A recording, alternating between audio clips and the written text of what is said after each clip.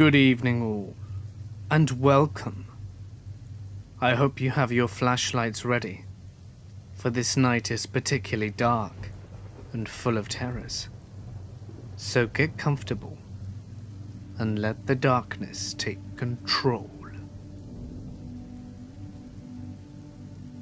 When I was 15, my mother bought her dream house, a large Victorian on a hill, with 7 bedrooms, and much larger than the tiny 1-bedroom that we'd been living in.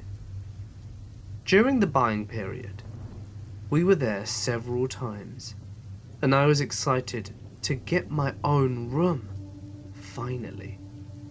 Before we could move in though, a lot of cleaning needed to be done. The previous tenants had left it feet deep in crap, clothing, and loads of other stuff we had to clear out.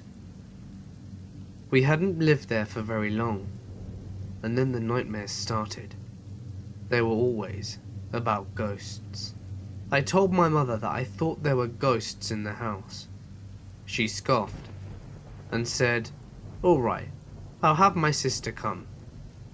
Her sister was a sensitive, who could feel when spirits were present. She went through and declared it clear, but I insisted. Finally, just after New Year, we moved in. Soon after, it became apparent that I was right. Things started getting moved. You'd see things out of the corner of your eye, odd noises and smells. I'd smell whiskey in my bedroom, or chocolate cake in the kitchen. Turned out, there had been an older couple who lived there. She loved to bake, and he loved to drink. And when he had too much, his wife would make him sleep in another room. My room. Then there was the black cloud. It would follow me up the stairs at night, and stop as I went into my bedroom. As soon as the door would shut, it would come through the wall and drift in back and forth. At about this time, my depression deepened, and I began considering suicide. The old man seemed to be more attached to my sister, who will deny anything to this day, but she would suddenly begin sleeping in the living room. I finally saw him one night. I was going from my bedroom to the bathroom, and looked through the front bedroom towards her room. In the front of the door, facing it, was this pale figure of an old man, but his face was turned towards me. The black eye sockets were staring right at me. All of a sudden, I didn't need the bathroom anymore. I sat in my room trying to figure out what I had just seen. The main one, though, we called Victoria. We saw and experienced her the most. She was a tall woman, wearing a Victorian gown, hence the name. I was up early one morning. My mother had gotten up for work and looked up the stairs and saw my sister coming down. "Both of you up before dawn? What's going on?" She waited for my sister to come down into the kitchen, in her robe and hair up in a towel. She waited and waited. She finally started calling up the stairs. My sister finally answered, and my mother asked, "Weren't you just coming down the stairs?" "No, I was sleeping," she replied. Victoria would suddenly appear in the middle of a room, drifting through it and then disappear. I would hear my mother speaking in the kitchen. "What?" I'd ask, and there would be no reply. I was just talking to the ghost. One night, I was up late writing, and I went downstairs for a cup of tea. I came up the stairs and turned to go into my room, and just as I was doing so, I glanced into my sister's room, and that's when I saw him. The old man was just there, standing in the doorway. I stopped dead in my tracks, staring as he slowly faded from view. The Victorian ghost liked to take things as well. usually jewellery or underwear, but one day I had important papers from my car insurance laid out on a table in my room. I went to deal with them, and they were gone. There was no one else in the house. At first I thought a breeze may have swept them onto the floor, but they were nowhere to be seen. Things would often be returned, either the third time you looked where the item was left, or around the third day you lost them. Sure enough, 3 days later, the insurance papers were right back on the table where I put them, except they had been folded into quarters. Many years later, my neighbour's father passed away. I went with her to the funeral and the reception at the church. Relatives gathered afterwards at the house, where we were out on the back porch jabbering away. I'm listening to my family's stories, and one of her cousins pipes up. "Who the hell are you?" My neighbour explains who I am, and which house I live in. And she goes, "Oh, do you still have that tall lady ghost who stands by the window in the library?" I felt my blood turn cold. I didn't know anyone else who knew about her, let alone anyone else who called the room the library. It's actually a large walk-in closet with a window at the end, which faces the front of the house. There's a bookcase along one of the walls full of books, so our family just called it that. Little did we know, so did everyone else. I had a medicine man bless and clear the place, and those spirits are no more. But allegedly, there is a portal in the house, so things will come and go. Unfortunately, 11 years to the day of moving in, my mother lost her battle with cancer at 4:45 a.m. I was suddenly awakened, sat straight upright, and I smelt roses and felt someone standing in the doorway. "Mum, is that you?" Then I fell back asleep, my head hitting the pillow, out like a light. At 7:30 a.m., I was awoken from my sleep by a phone call from the nursing home, telling me that she had passed at night. I still live here. Though she visits me occasionally, she's never made good on her threat to haunt this place. I'm not convinced there is an afterlife, or such a thing as ghosts or demons, but I once saw something in the woods that felt so unnatural, it made me second guess how I see the world. I was hiking up a hillside, thick with trees, in the middle of the night during a long weekend. Some friends and I decided we would hike to the top of the hill and light off some fireworks.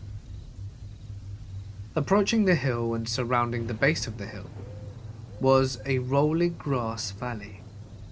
It was around midnight, full moon, and a light mist, something straight out of a horror movie. The strange part was, I wasn't nervous or scared or anything. I was having a great night with my buddies. I didn't have any of my defenses up. My buddies and I just hiked in a straight line through the rolling grass valley approaching the hill, when something caught my eye. On my right, I saw a tall, shadowy figure standing perfectly upright on the top of a small grassy hill. It was standing there right next to a large dead tree. I couldn't make out any details. Both the tree and the tall figure were silhouetted underneath the moonlight. The strange part was seeing this figure didn't scare me. I didn't immediately sense any threat. I almost assumed it might have just been another hiker or somebody having a smoke. I passively turned my flashlight on it, and that's when it happened. In an instant, as my light hit the spot where the figure was standing, it instantly moved just outside the range of my flashlight, like it teleported or something. But just as vividly, I saw it standing in its initial spot as my light hit that spot and the figure moved. I could see it standing just outside my range of light. My breath paused in an instant, and a wave of dread washed over me. Something felt 100% unnatural about what just happened. As a reflex, I moved my light to the new spot where the figure was, and as my light passed it, it disappeared. I've never passed out in my entire life. Not from heat, not from getting knocked out, never. But in that moment I felt my knees give way from underneath me and I fell to the ground. My friends turned and looked at me trying to pick myself up from my knees, and they were too wobbly to stand. They helped me, and I tried explaining to them what I experienced. Perhaps it was all just shadows and lights and my eyes messing with me. But I'll never be able to explain that sensation. The feeling like I had just seen something I shouldn't have seen, something so unnatural that my body's instinctual reaction was to just go limp. I work in security, and I'm often assigned to sitting beside bedside hospitals when it's a difficult case. The situation often includes drug addicts, people close to death, or the many patients that need constant surveillance. My shifts are usually 12 hours long, and I can't really exit the room until it's all over. I realise this might not be as hard as what medical professionals have to deal with, but this job has ruined me. This one time I got called to watch over a man who had started vomiting blood in copious amounts. Back then, I was somewhat inexperienced and could strike a conversation with the patient if he was coherent, mostly out of boredom, but it also helps me be on friendly terms with the patient if they prove to be difficult. He turns out to be a fisherman and a lifetime loner. As the evening drags on, he starts insisting on getting his sleep medication. Halcyon and Xanax, I think, and the nurse complies. This repeats every 30 minutes, and the benzos obviously are not working. 3 hours later, the man is on the maximum allowed dose when accounting for what was obviously a decade long of abuse of benzo, and he's still quite conscious. The situation is getting weird.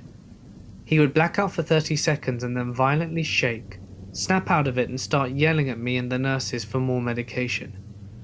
He's not getting any, and the situation cools down in the following hours, and he appeared to have resigned to the fact that he wasn't getting any more.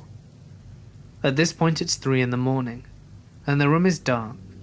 I've got my back facing the window, and the only light in the room is a faint glow of a street light. The man had stopped talking and was lying in the bed with his eyes wide open, staring at the wall opposite him.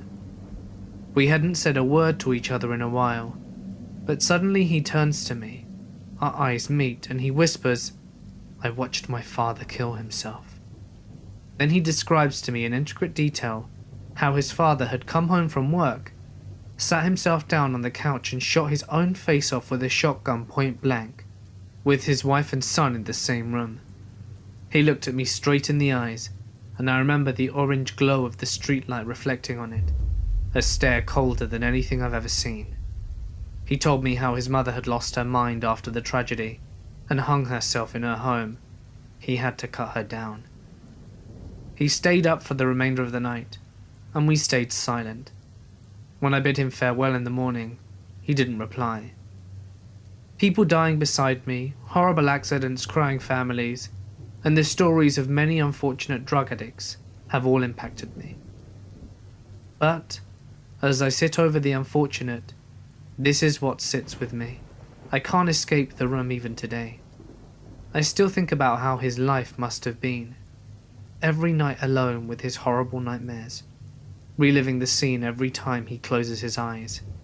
The years of benzo abuse, severe depression, and panic attacks. I wonder why he didn't follow in his father's footsteps. I was hiking and backpacking with 2 friends in Montana. We were probably 5 miles from the nearest paved road, and had hiked around 2 miles from the end of the dirt road. The spot isn't very well travelled, and is quite nondescript, but we all enjoyed getting away from any crowds and being out relatively alone, so we always gravitated to areas like this for backcountry camping. We built a fire and hung out, then piled into our tent. All is normal, and we hadn't seen a soul or any recent sign of people since we left the paved roads. I have some trouble sleeping, and was sort of just laying there for maybe 30 minutes, and both my buddies passed out. That's when it got weird.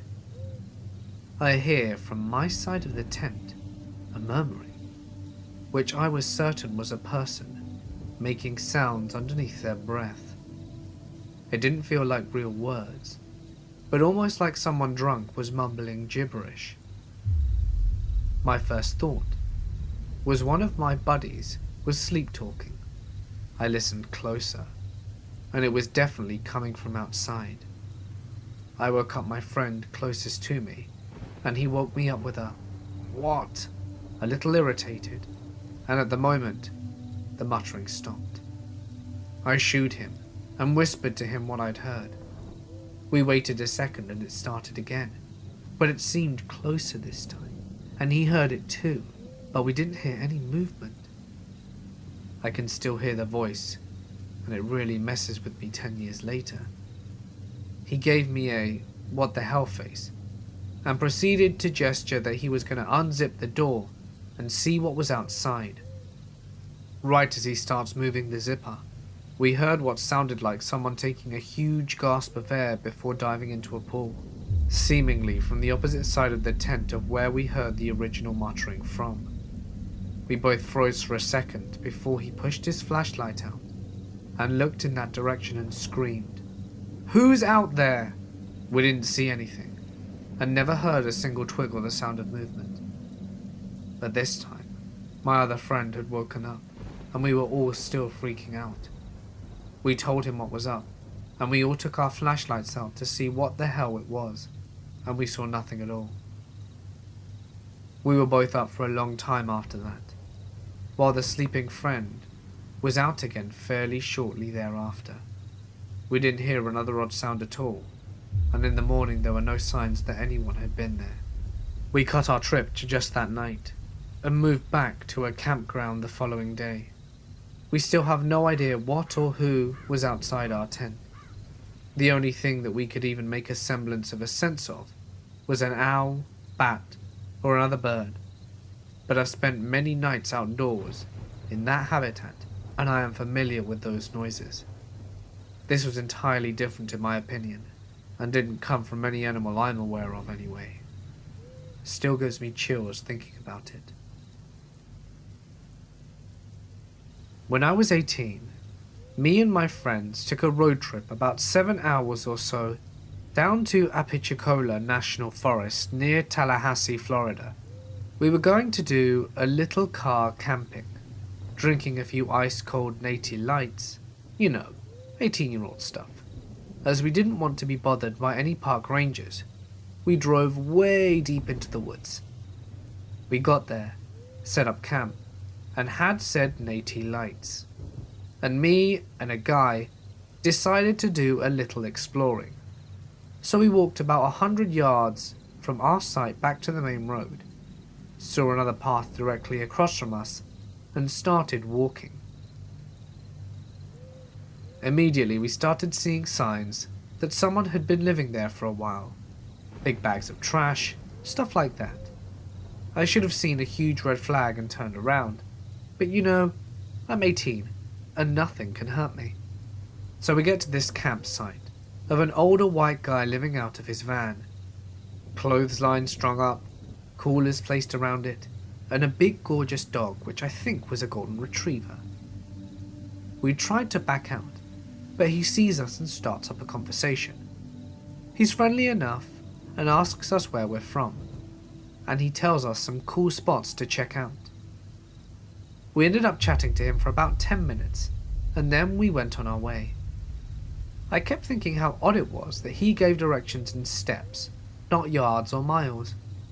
The guy seemed to be off balance, not stumbling drunk, but like he was walking on a balance beam, swaying side to side. Oh, and he was super excited to talk about national parks and forests and where we were from. So we went back to our tents. Fast forward 2 months, the same buddy calls me late at night and tells me to turn on the TV to the news. I oblige, and I see an old dude with a van. You see where this is heading, but I didn't. So I get pissed at my friend for waking me, and he insists that I should watch. And when I see the golden retriever, it all clicks. The man's name was Gary Michael Hilton, convicted of at least 4 murders. He kidnapped and murdered a girl on Blood Mountain, Georgia, an older couple in Pisgah, North Carolina, and a girl in Apalachicola at the campsite not long after we left. Yes, the very same places he had been talking to us about. Obviously, we called the cops, and they put us in touch with the FBI. We get flown down to take investigators to the campsite, point out every spot we saw, and tell them exactly what he told us, and show them the places he described to us. I didn't find out until after the trial, but apparently they found what appeared to be partially destroyed human finger bones in an area near the site, and I had to be flown down again to testify. After my uncle committed suicide in 2006, a couple of strange things began happening around the house. There were the typical haunting style things, like my brother insisting his stereo would turn up by itself when he was listening to music, or the time that his TV turned off all by itself. But I figure that all of it could have been chalked up to electronic interference. This particular incident, however, was just plain weird. For background, it should be noted that my uncle stayed with us about 15 years prior to his suicide. This was during the height of his drug abuse, and he slept on our couch for a few months before my mother decided to kick him out, as she had 3 young children to worry about at the time. So back to present day 2006, and my brother's friend, called John, is hanging out at our house. He was always a fairly sensitive and spiritual kind of guy, and he actually had no prior knowledge of my uncle's death. So John is sitting on the couch talking to me and my brother when he suddenly stops and says that he can feel a presence in the room. My brother and I kind of laugh at this because this is your typical John, always sensing something. But he stuns us and said, "Your uncle's sitting next to me, and he says hello." My brother and I were pretty shocked because, like I said, John had no prior knowledge of my uncle's death. Not only that, was the exact same spot that my uncle had slept on 15 years prior when he started staying with us. There is absolutely no way John could have known any of that, because it wasn't something that my brother had ever mentioned to him. Now fast forward a few years, another strange incident occurred one night when I was heading to bed. I had just turned out the light to the kitchen, and had started walking down the long hallway that leads to my bedroom. I had literally just shut my door when I hear my name being whispered. I stand there not knowing what to do. The whisper had caught me off guard because it sounded exactly like my uncle's voice. I shake it off, thinking I'm probably imagining things, and go to bed.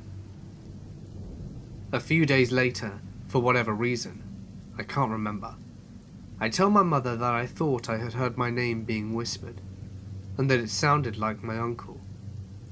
You know what she tells me next? She had actually been home one day the week before, and was in the kitchen making lunch for her and my dad, when she hears her name being called. Then she calls out to my dad, who was in the next room, and asks what he wants.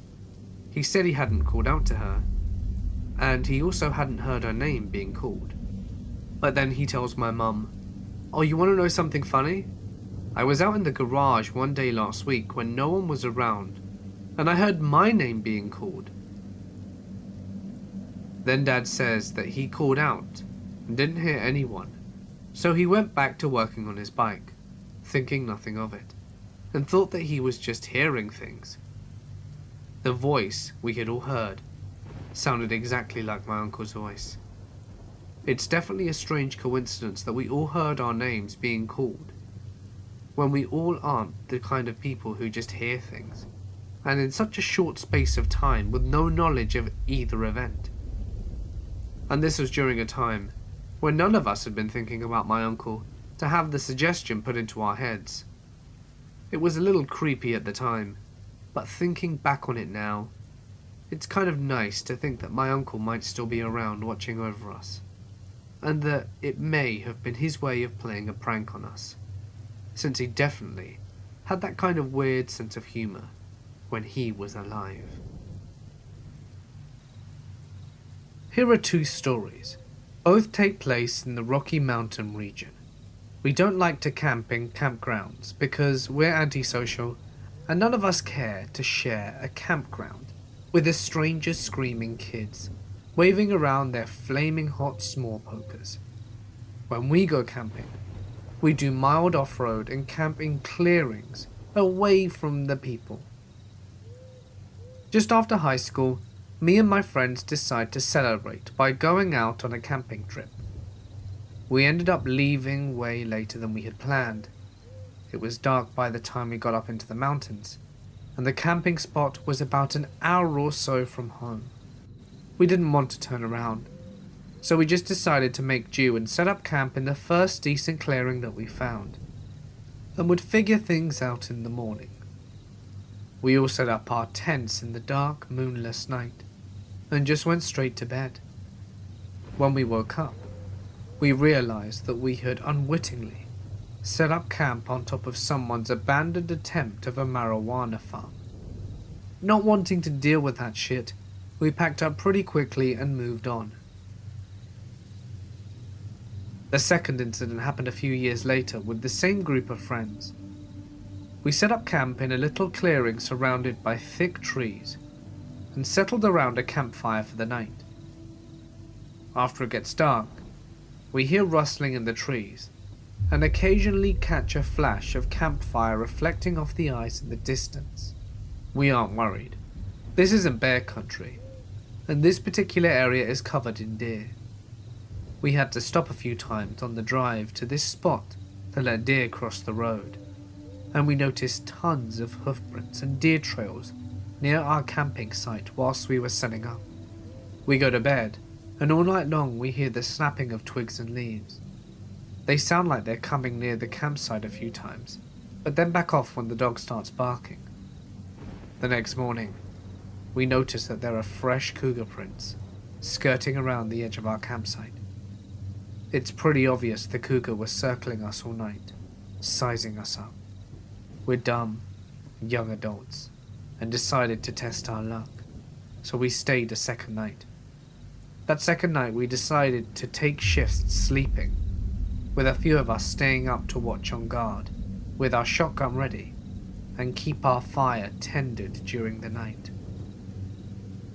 Me and my ex had the first half of the night. Occasionally we would see a yellow flash of eyes for a brief moment, and they disappear again. The dogs would not shut up.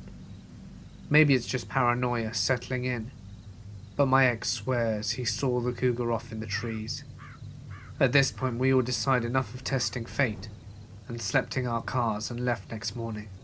Next morning rolls around, and our friend takes the dogs out for a small hike, and one last potty break whilst we brewed some coffee. On our way back down the trail, they notice cougar tracks following theirs, and we're all convinced we're being stalked. We decide to forget about coffee, tear down camp as quickly as possible, and nope out of there. So there had been a creepy lady who wanted to eat my soul. That was around a month ago. So yesterday it had been about a month and a half since then, when, lucky me, had another seizure, and this time I stopped breathing, and was rushed to the hospital. This time they told me I have a super rare brain disorder called Hashimoto encephalopathy. I can't be treated for it due to other medical conditions. I was put on a ward where people who are basically brain dead are placed, and I was waiting for a transfer because I wasn't going to stay in a unit with brain-dead people. When I got my transfer, I was staying on a teen unit. I had a few visitors.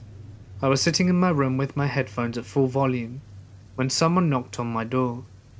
I thought it would be my nurse bringing food, but no, it was that lady. I sat there in shock and I wanted to run, but I had cords attached to me and I couldn't move. I was too scared.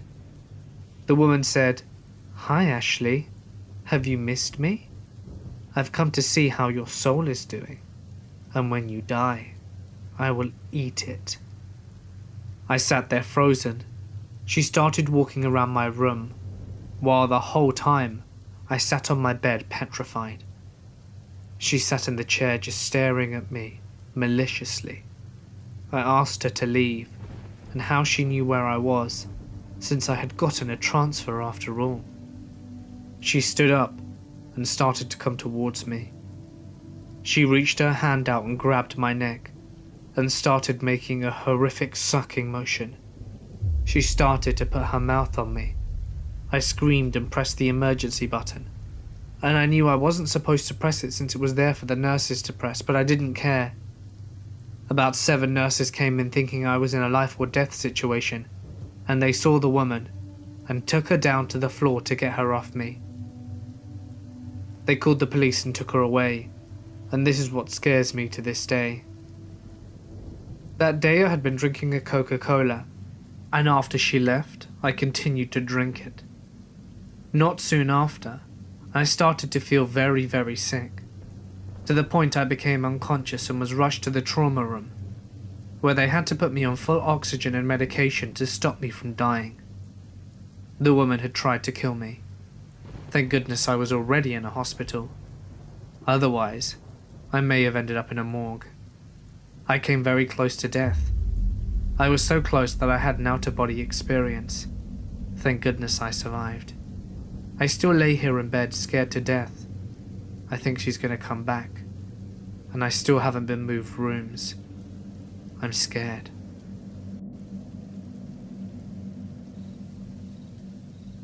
This was an off-the-grid cabin, middle of nowhere, bring a few kegs and everyone you know, and let's get wrecked situation. This was incredibly secluded because of my friend's property. He owns about 9 square miles of untouched land near Ward, Colorado. We are, or we should be, the only human beings for miles. There's probably a couple dozen of us. And this is the middle of nowhere, and if memory serves, the original plan was to camp in tents around a bonfire. But it pretty quickly became more of a blizzard situation with low visibility, high winds, and frostbite levels of cold. This leaves us crammed into maybe a 600-foot square cabin to get wrecked in and pass out in a pile. No sweat, we're all friends. Sometime in the middle of the night, everyone's quietening down, and I need a cigarette and a pee. I stumble, pretty wasted, into my coat and boots and throw on several hats. I go outside and the wind has slowed a bit, and the moonlight makes everything coated in ice and snow shine like diamonds. I light my cigarette and walk 20 feet into the woods to pee. Something every Colorado kid knows by heart is the frostbite wind chill chart. The fact that in this weather, flesh freezes in 25 minutes. It's hard to forget when your John's out. Midstream though, I hear something or someone, another 20 or 30 feet in the woods. Though, it sounds like a human's voice. The wind makes it hard to hear, and the snow and dark made it impossible to see. I managed to wiggle my smoke to the corner of my mouth, and muster up my best mountain man voice and yell, "Anyone there?" Still pissing a river. It takes a second for me to hear a reply. "Come over." In a voice that sounds exactly like my best friend, the kid who owns the cabin. "You okay, Jay?" I call out. Nothing. So I zip up, go to trudge further out to make sure he's alright, and just as I'm stubbing up my smoke, I hear my name called much louder and clearer from the cabin. I yell back that I'm okay, and head back to the cabin, with a curious glance behind me. Who's waiting at the door? The person who was waiting for me at the door, I swear, was the kid who was talking to me in the woods. I told him I heard something. He told me I was drunk, but he trusted me enough to humor me by helping me with a head count. There was nobody missing. I tried to forget about the whole thing, but I was very glad to be sleeping well armed in good company that night. What would have happened if I'd have headed out further? This story happened when I was in my last year of college, wherein we had to make our thesis and defend it as a requirement for graduation. Me and two of my friends, John and May, planned to have an overnight stay at John's house to work on our thesis. After class, we went to each of our homes to get our things for overnight, our documents, and the stuff we needed for the thesis. By 7 p.m, we were all in John's house, had our dinner, and then we began typing away. We were all doing great, and came up with lots of ideas and codes for the output of our system. But by midnight, we started to feel fatigued, but none of us wanted to sleep yet. We were very much in the mood for just finishing the system we started, so we decided to tell some ghost stories to wake us up. John started and told us that sometimes in his room, in the same room that we are in now, he saw a ghostly figure standing by the corner of the room, and just look at him. Me and May looked at each other. Then, we began looking at every corner of the room. We both looked at each other again and laughed it off. We were not quite convinced of John's story, but from that we felt awake enough to continue with our system. We were working very hard, and at about 2:45, we felt sleepy again. But this time we wanted to rest by that time, so we tucked in and placed a cushion on the floor for us to sleep. We had our blanket on me, May, and then John. Just as we were all laying, May started scaring us, saying that there's someone creeping at the window, which I was closest to. John and I were not scared, and turned it against her, saying that she is also close to the window, so she can easily be reached by something outside. She got scared, stood up, and changed places with John. Now the arrangement is me, John, and May. May covered herself with a blanket, also covering her face, and then, one by one, we fell asleep. Here comes the frightening part. A few minutes later, I heard something scratching. I looked around, but there was nothing or no one there. Then I noticed that my body felt frozen. I tried moving my fingers and feet, but I seemed to be paralyzed. I tried speaking, but my mouth seemed like it was stitched together. I looked around and saw them both asleep, May still covered with the blanket. Then all of a sudden, May sat up, facing me, her whole body still being covered with a blanket. She then stood up in this weird way, stood up like she was a robot, slowly moving, and the blankets were still covering her. Then I noticed something horrifying. As I looked to my right side, I saw May at the corner end. She was still there, fast asleep. She never stood up, and her blanket was no longer covering her body. As a matter of fact, the blanket was no way near her. I started to realize that it wasn't May at all who had stood up. I started to freak out more, as I looked at the person or the thing covered by the blanket coming closer to me. I tried eagerly to move and scream, but to no use. It got much closer and closer, and I decided to close my eyes, and thought that maybe it would just go away. After a few seconds I opened my eyes, and saw it just a few inches from my face, looking like it was ready to suck the life out of me.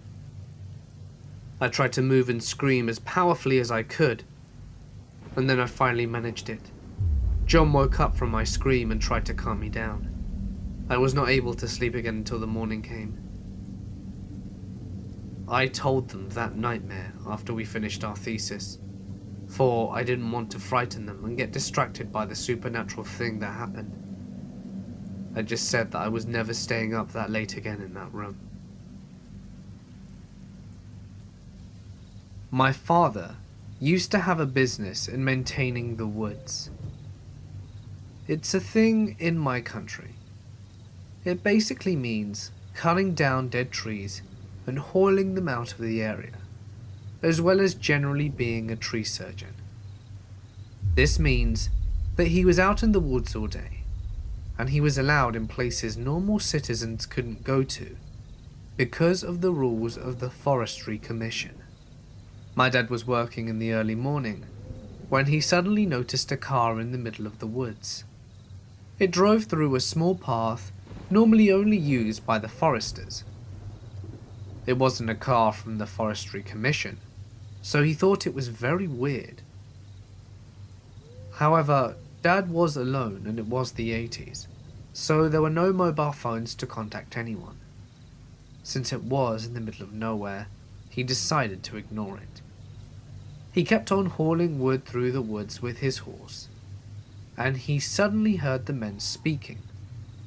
Now my dad is a brave man and as strong as a bear, so he decided to just have a quick peek to see what the hell those folks were doing. My dad looked around some thick bushes to make sure he could see the men. They were digging a hole. My father decided that it was something he really didn't want to interrupt, and he kept working throughout the day like nothing ever happened. He made sure to keep some distance between him and the digging site. The men apparently never noticed my dad, possibly because his equipment wasn't located in the same direction that the men came from, and my father worked with horses, so they weren't any loud machines. It was the 80s after all. At the end of the day, my father went to the local commission office and reported it, and they called the police. After they went to investigate, they found a body of a young woman buried there. It still irks my dad to this day. He was out there alone. What if the man saw him? What if he decided to check the burial ground out himself? Scary shit. When I was around 13, I went camping with my Girl Scout troop. This wasn't uncommon for us, as we camped often, at least twice a year. The only difference was that my troop had the privilege to camp out 2 nights in a cabin. The cabins were not big. I was 5 foot, and if I were to lay down widthwise, we only had about 3 feet of walking space between the bunks. Each side had 2 sets of bunk beds, so there were 8 beds in each cabin, and there were 4 cabins. We had a large troop, so we occupied 3 cabins including the mums, who stayed the night with us. During the day activities we went on as normal. Other troops came to spend the day, and we did arts and crafts and archery, and other sport-like events. This ended around 7, when all the other girls went home. Around this time, we cooked dinner, ate, spoke, and then started a fire. We sat around and had girl talk like normal, ate doughboys and marshmallows until 9, when we had to go to bed due to the camp's curfew. In my cabin, I had my 2 best friends, one in the bed below me, and the other in the bunk across from me. We had bunks that were the closest to the window. To imagine the cabin, just imagine a rectangle with walls, and a screen door. Now, go into the screen door, and on either side of you, there are, as I said, 4 bunks, and at each end of the corridor, a window. My mum was sleeping in the cabin across the way with my troop leader and the other mum. Soon we're all asleep, but my friend Lisa, who was below me, isn't very good at sleeping outside, and was soon awake and sitting on the edge of my bunk, poking me. I cracked my eyes open and shone my flashlight at Lisa, then at Tara, who was sitting across the way. She was awake as well. Since we weren't technically allowed to be awake unless we were using the bathroom, we decided to go get my mum, who would take us through the trail to the bathroom just to let Lisa catch a breather. By now, the fire was basically out, and we had my flashlight as our light source. So we bundled up, because New England is freezing at night, even if it's spring. As we were getting dressed, I put my flashlight in my mouth so that I could use both hands. But out of the corner of my eye, I saw a shadow. I thought it was my own, and Camp was playing tricks on me, but I looked anyway. My scream may have broken all the rules in camp about curfew. My entire cabin was up. My friends were screaming, and my mum and my leader were trampling over each other to get into the cabin. When I turned to look at the shadow, I saw what was actually a man staring through the window. I don't know how long he was there for, and when I started screaming, he took off. My troop leader talked to the ranger the next day, and he said that he would talk to the night ranger, but we never got any other answers other than maybe it was an animal. Either way, we never went camping there again, and this incident still haunts me to this day. So, creepy pervy man, let's not meet again.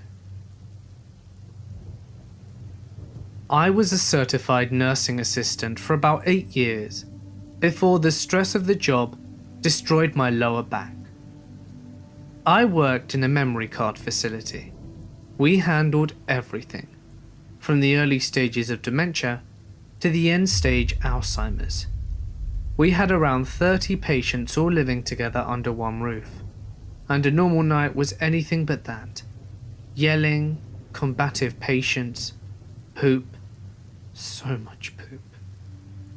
But when someone was dying, the other patients seemed to sense it, and it was calm, so calm.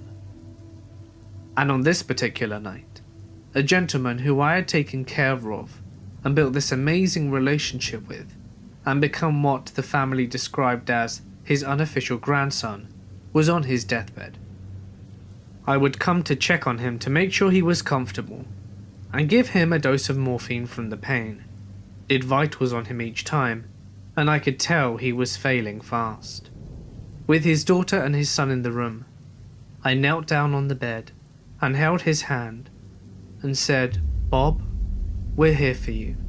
We love you and it's okay to go." He ever so slightly turned his head and winked at me, something he would do when he would tell me a joke or make a comment that went over the other patients' heads. He gripped my hand hard with his giant farmer hands. I cracked a joke about how I wish I were a young and beautiful nurse doing this instead of a 6'4" guy, and he chuckled. I checked his vitals and he was going. I was taking his pulse and I could feel it slow. Then, nothing. I heard his last heartbeat. It was surreal. I could feel the emotions rising in me, whilst I closed his eyes for the last time. His daughter knelt down and hugged me from behind and we both sobbed. After what seemed like to be forever, we stood up and I made the call to have a doctor come and verify the time of death, and to have the body removed. I wasn't in the right state of mind because I'd lost someone that I had been so close to. After all the craziness of the night died down, and he was gone, and I had talked to his daughter and she left, whilst I was sitting alone at the dinner table, and 2 of the other residents walked up to me. This is the creepy part. These 2 believed they were married, and thought it was still the Reagan era, and even in a good day, they were pleasantly confused. They came out of the living area to sit down next to me. They said that I did a good job, and then when it's their turn, they hope that I'm there for them too. That moment of clarity from 2 people slowly losing everything to Alzheimer's. That moment stuck with me as creepy, yet heartwarming. I was camping with my family and friends up in the mountains, sharing a tent with my older brother Luke, and another friend called Evan. We weren't tired, and everyone retreated to their tents for the night. But the fire was dimming, and we were bored, so we went inside our tent to watch Adventure Time on my laptop. We all passed out after a few episodes, and I woke up sometime during the night into an episode of sleep paralysis. I have weird sleep habits and experience sleep paralysis every few months or so. So for those of you who haven't had it, basically, you're awake but you can't move, and sometimes experience auditory and visual hallucinations.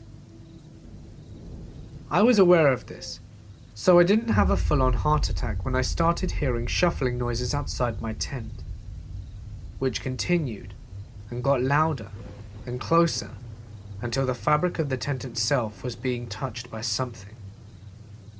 My computer hadn't died yet, and I could see my surroundings in the dim light off the screen. I watched the fabric compress as something pushed against it sporadically about 4 feet off the ground, then moved around the tent towards me. I watched 3 distinct impressions follow this creature around the side of the tent. It looked like a claw. I was terrified and filled with adrenaline, but another part of me remained calm, assuring my body it was all a dream. I couldn't do anything, so my fear was pointless, but I continued to observe it and my sleep paralysis began to fade, and I realized I could move. No longer so was I convinced I was dreaming. I reached over and shoved Luke awake. I tried to get him to look, to see if there was really something out there. But I must have sounded like I was sleep-talking because he just rolled over and went back to sleep, waving me off. Eventually the rustling stopped, and I was tired and groggy enough that I fell back asleep. In the morning I'd completely forgotten about it. That's until my brother-in-law said to us, "It's a good thing we put the dog in the car last night. There was a bear here," whilst we were sleeping. Dean pointed out the tree where we'd strung up our trash and saw the fresh, gaping claw marks about 9 feet deep up the trunk. That hit me hard. I had seen the bear and calmly watched it test the fabric of my tent 12 inches from my face. Whilst prospecting out here in the Caribou region, I came across a set of rock piles known as Chinese piles out in the middle of nowhere. These being here means someone did a lot of digging back in the old days. So I started working, and after an hour and a half had about 10 grams of gold and was having a happy dance when I noticed the small standing stones on each of the rock walls. Each stone had several Chinese characters on them, and in a moment of dread, I realized that they were graves. I put the gold in a glass bottle I found nearby and left it behind. I also took down drawings of the symbols to show to a local historian, who later confirmed my suspicions that yes, they were graves, and they likely hadn't been seen in over 150 years. Chinese miners believe that if a miner died on site, the ground became cursed by the fallen miner's spirit, so they wouldn't continue to mine the area, and they would tell anyone who they met in the area that it had been worked out. Sometimes they would do extra work to make it look like the site was finished off, so people wouldn't end up digging up their comrades. I've been back several times, but I won't dig there out of respect. The site's super creepy in the morning fog. You can almost see people's outlines sitting around the piles. One of the stories my boss out here told me involved some sketchy folk from Prince George back in the 70s, and went with them looking for some mining gear to steal, so they could claim jump a site a few kilometers down the road. My boss went down this forgotten path into a clearing with 2 ancient bulldozers and a small cabin. The rest went to the bulldozers to see if they ran whilst my boss went into the cabin and was greeted by a skeleton, laying in bed with a bullet hole in his head. They brought in the cops, and they figured the guy had been there since 1935, since that was the last date on the papers inside. I went to the same cabin with him a few weeks back, but the place had been burnt down by quad bikers. I work as an emergency medical technician. A few years ago, I came across the most horrifying thing I've ever seen. So to set the stage a bit, in the middle of August, and it's over 90 degrees outside, or 32 degrees Celsius, with 70% or higher humidity. Really miserable conditions outside. We get a call to help the police with a welfare check. Basically, the police knock on an elderly person's door to make sure they're alive or need help. This was after the neighbours had gotten worried about an over 90-year-old woman who lived in the house. She hadn't been seen in about 2 or 3 weeks. The responding officer checks all the doors and windows and gets no response. So we pull up the contact info from my last visit to her house. The young go-hung rookie cop got the okay to break in to check. So he goes to break down the door, he runs up and kicks it, and slips as he gives the kick, and falls into a bush. He finally got it right the second time and knocked the door. Meanwhile, me and my partner are laughing our asses off at him. The next moment he sets foot in the house and turns right around. He was stopped cold by the smell. That's when we knew we didn't have to find a patient, we had to find a body. So, a little more background to the environment. This house did not have air conditioning, and was sealed up tight. No windows were open or anything. Add in the temperature outside the previous months, and you have an oven for a house. We were walking into a house that had a dead person sitting in it for over 2 weeks in an oven. So we go inside and the most horrific, eye-watering smell hits us. It's undescribable how bad it was. We could taste it, it was so intense. The only words I have for describing it was airborne death. So whilst we're gagging and trying to search the house, we finally find her body. She'd been taking a bath and somehow managed to die and fall into the water. Think bony, festering maggot soup. And that's what we saw in the bathroom. We took one look and noped out of the house. I still have nightmares at that sight. And the smell. The smell comes to mind whenever somebody talks about the smell of death. I went camping with the summer program when I was 16. 12 other guys being managed by 4 adult men, and we were having a great time. S'mores, hot cocoa, campfire stories, the works. We all had to be in our tents, and either sleeping or awake, but quiet, by 11. I was in a tent with 2 other guys, staying up later and just talking typical teenage guy stuff. As one guy is talking, I start to hear heavy breathing nearby, like someone has just been running and is out of breath. I ignore it and keep listening. I figure I'm just a weird kid hearing things, or that one of the guys in the next tent is making the noise whilst he sleeps. Then we hear, "Please, help me," from outside. It didn't sound like anyone in the group. It sounded like an old man out of breath. We all went dead quiet and listened to this guy's breath, then asked again with a whimper at the end. I don't know what possessed this guy near the front of our tent, but he turned on a flashlight and opened the inner flap, but kept the outer zipped and looked out. We just see a pair of bare, old and scabbed pale legs standing there. It looked like this guy had been walking nude through the woods for some time.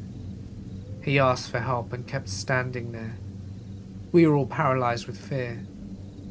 But the guy at the front managed to say, "Keep walking down the trail.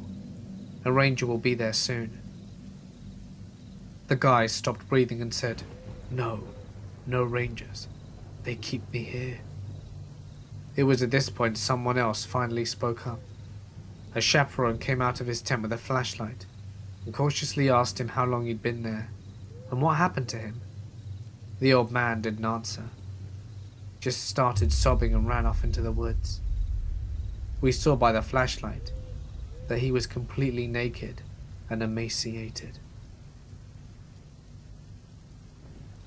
Just a few weeks ago, We made our way to a very remote valley that is very difficult to access.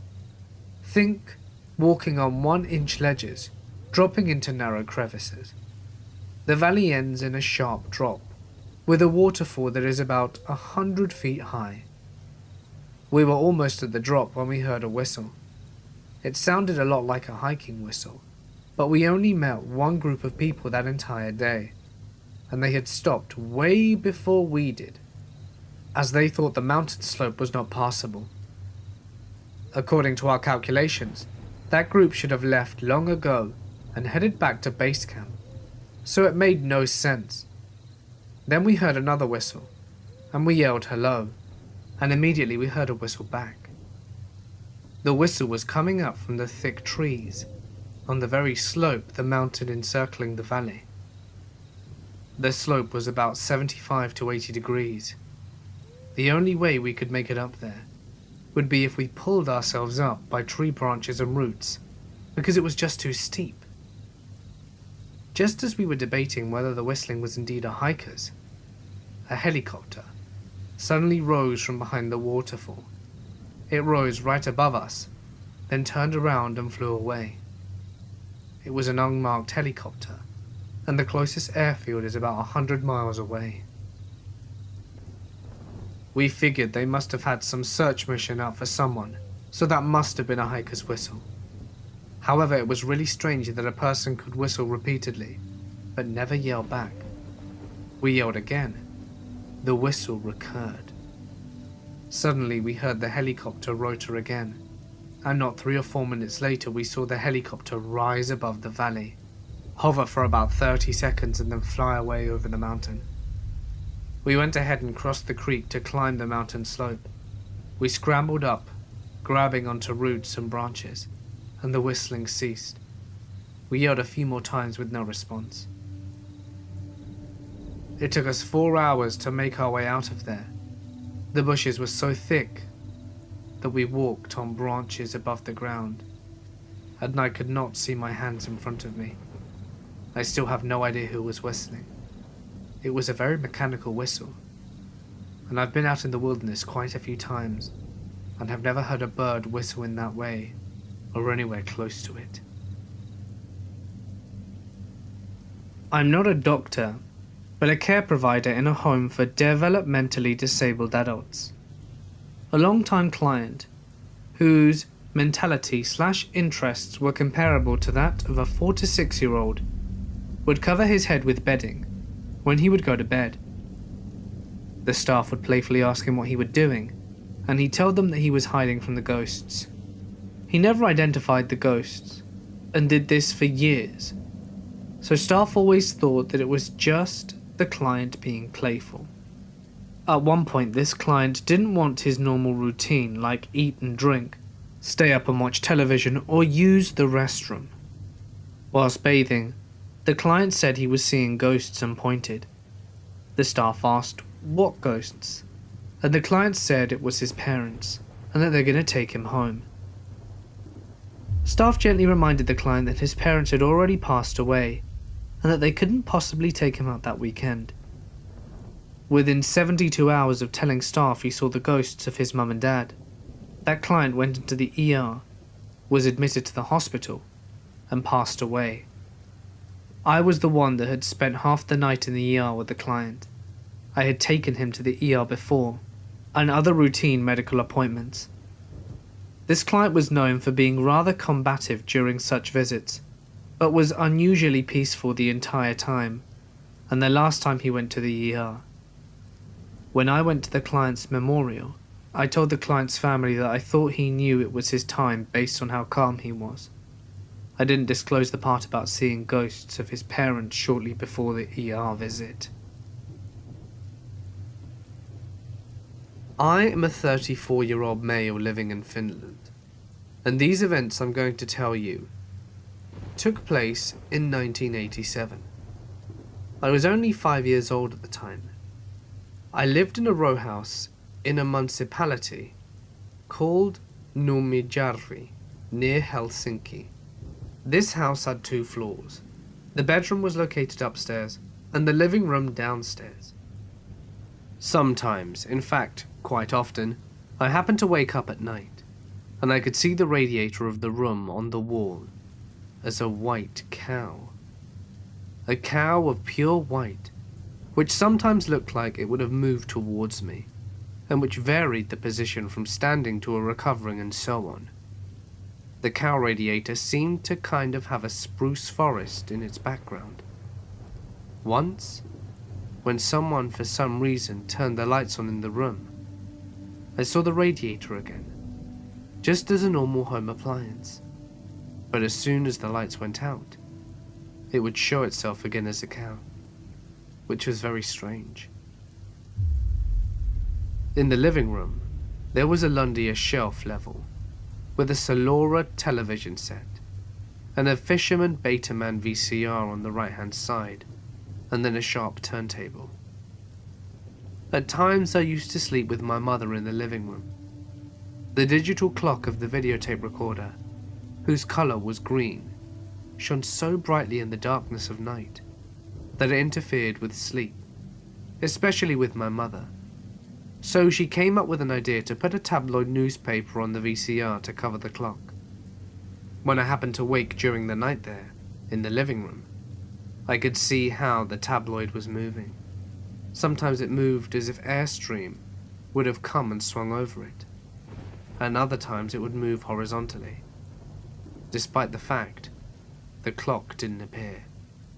Once, when my mother went to the bathroom at night, she switched the kitchen extractor fan light on.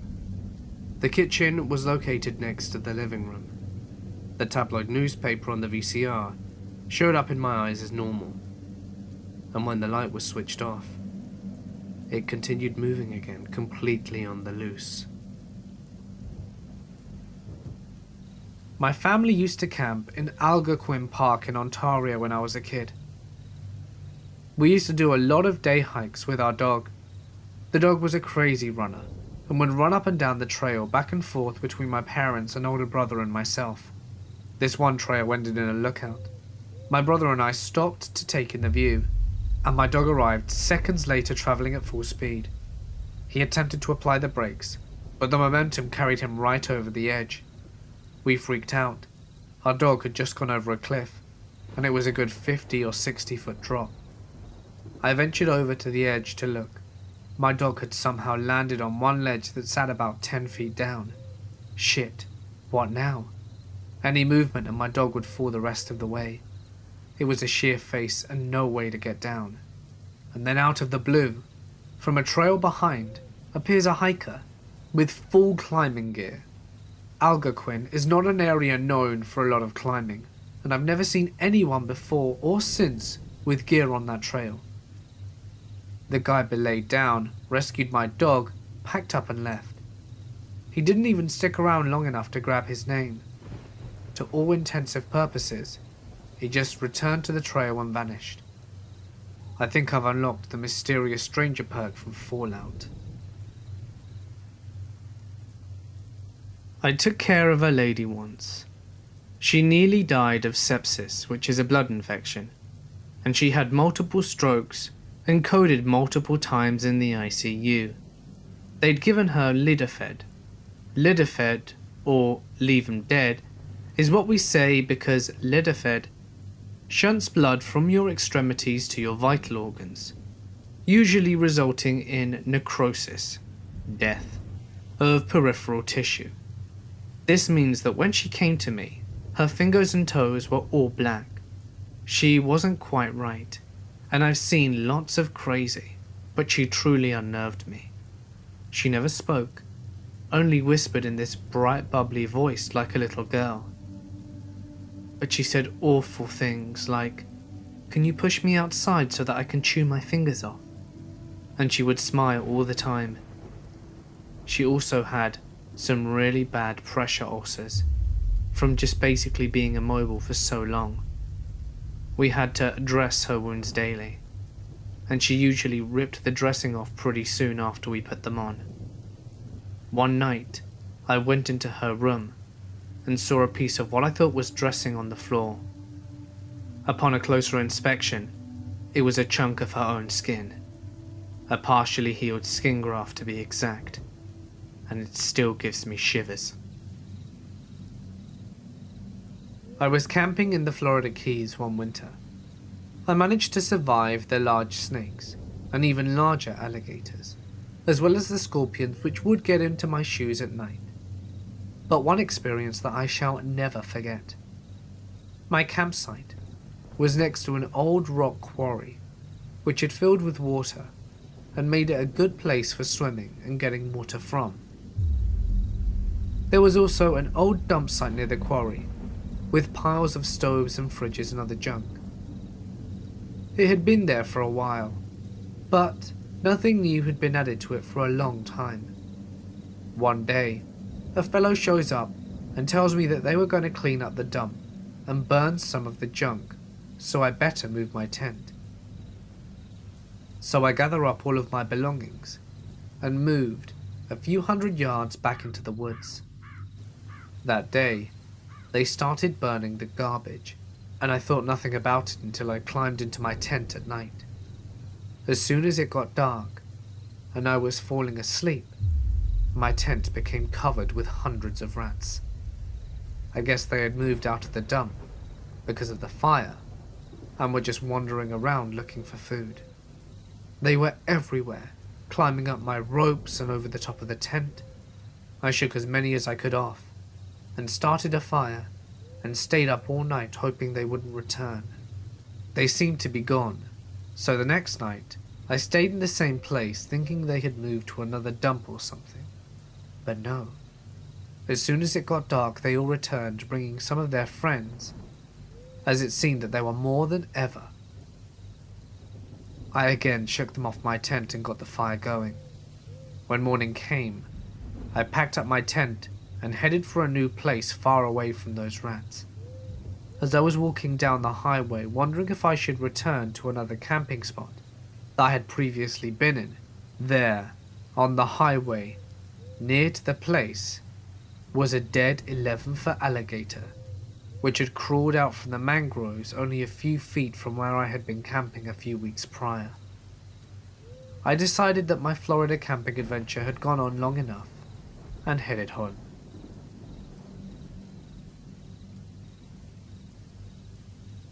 A few years back, we were doing a massive survey in the middle of nowhere in the interior of British Columbia.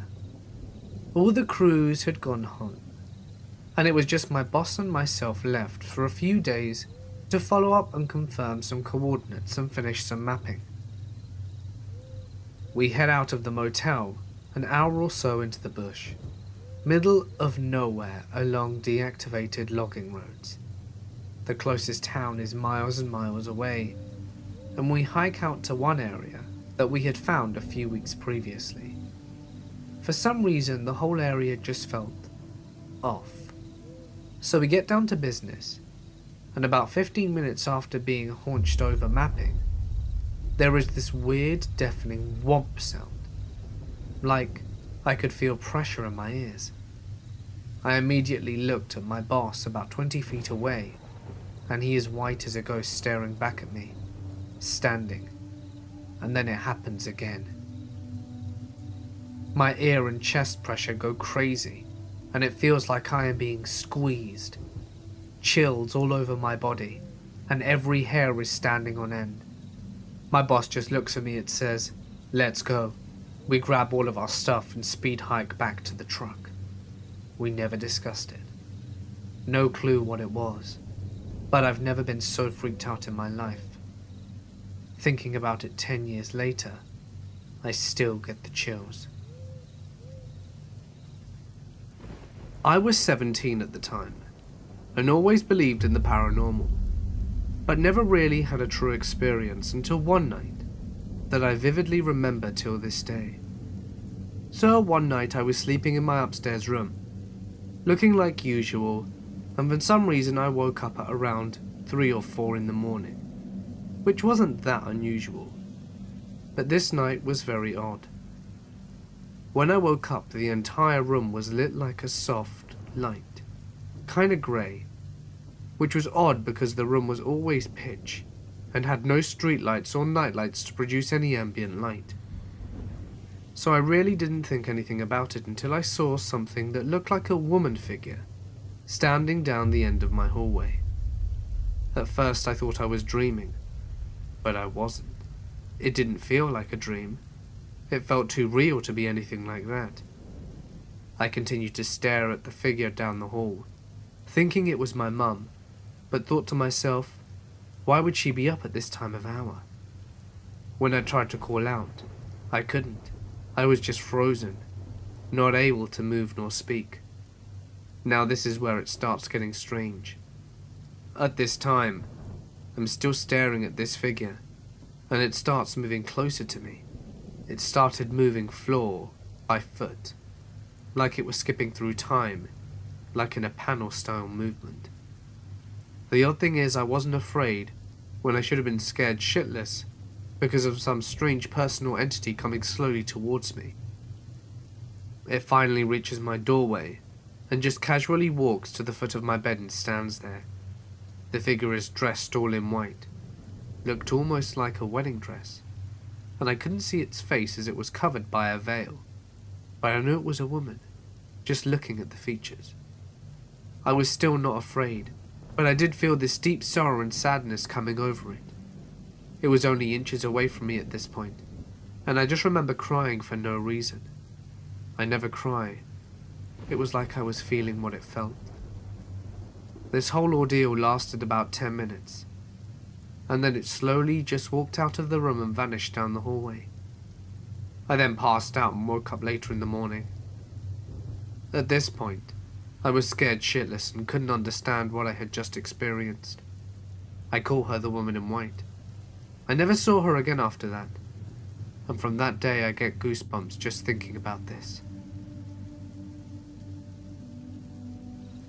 A few weeks ago, we were on a road trip from British Columbia to San Diego, and we came upon a campsite just outside of Crescent City, California. We drove through it.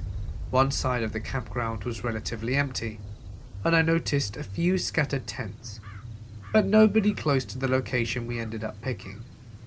We had tons of space. We wanted an early night, so I started a fire whilst my girlfriend began cooking. We ate it, had a few beers, and climbed into our rooftop tents, with our dog by 9 PM or so. I had a rough time sleeping, and woke up a few times, but finally fell into a decent sleep. In the pitch dark, with all of our tent windows and canvases closed, I was awoken at 1 AM by someone whistling outside our tent, the tune of When the Saints Come Marching In. After a few minutes of this repetitive whistling, I nudged my girlfriend, who awoke and was obviously freaked out as well. The whistling then turned to chanting things like, when you sleep, you disrespect me. When you disrespect me, you disrespect the US Marines. The person would then start spelling out words like flee, and the verbiage and tone kept getting more aggressive, so we decided we had to make a move. I slowly unzipped the tent whilst our guard dog was snoring, and got my head out of the tent. I took a few seconds to let my eyes adjust and figure out where the person was. I felt more confident once I could somewhat see and hear, so I climbed down and my girlfriend passed me the dog, and she climbed down too. We flipped the tent up without securing it, and we jumped into the truck, while the person was still whistling. We went to a motel in Crescent City.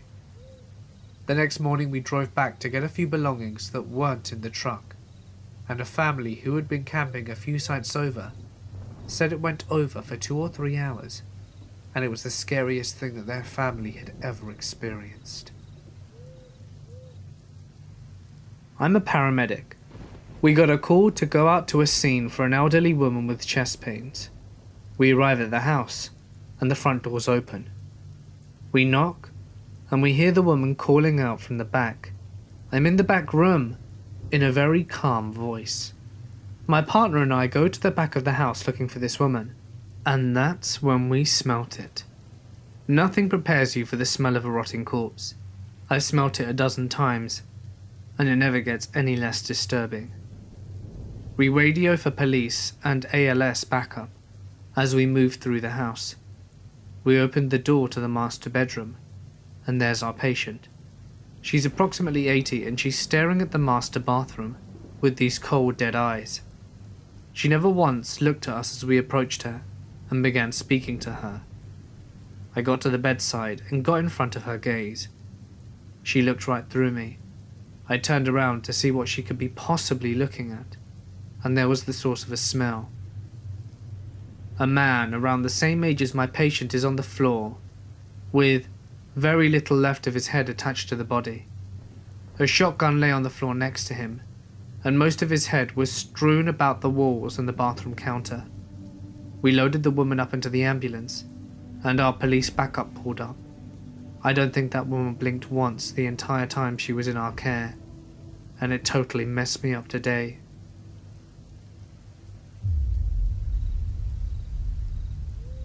I have a couple of stories about camping.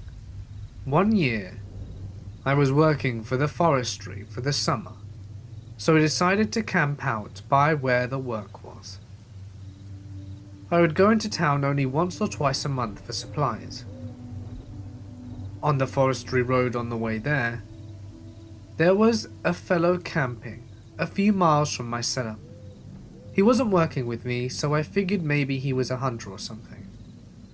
After a couple of times of passing his campsite and seeing that his car was never moved, I decided that if the car was still there by the next time I drove by, I'd stop to see if he was okay. Thankfully, as it turned out, one of my fellow co-workers had the same thought, and he got there first. He could tell by the smell when he approached the guy's trailer that there was something seriously wrong, and when he went inside, he found the guy with maggots crawling out of where his eyes had been. It was a hot summer, and his body had been there for quite a while before my buddy found him. My buddy guessed it was a heart attack or something, and he reported it to the police and they dealt with it. But we never heard any more about it. Hey guys, it's Mort here, and thank you so much for listening. I'm gonna be pretty straight with you guys on this one, but since baby's been born, I've been really tired and getting about 3-4 hours sleep a night, you know, in little chunks. So I'm really tired.